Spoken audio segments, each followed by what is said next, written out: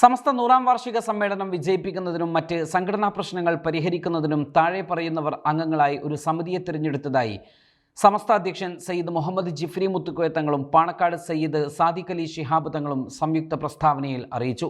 രണ്ട് നേതാക്കൾക്കും പുറമെ MT അബ്ദുള്ള മുസ്ലിയാർ, കൊയ്യോട് ഉമർ മുസ്ലിയാർ, PK കുഞ്ഞാലിക്കുട്ടി, മൂസക്കുട്ടി ഹസ്രത്ത്, സൈനുൽ ആബ്ദീൻ സഫാരി, അബ്ദുൽ ഹമീദ് ഫൈസി അമ്പലക്കടവ്, അബ്ദുസമദ് പൂക്കോട്ടൂർ എന്നിവരാണ് മറ്റ് അംഗങ്ങൾ.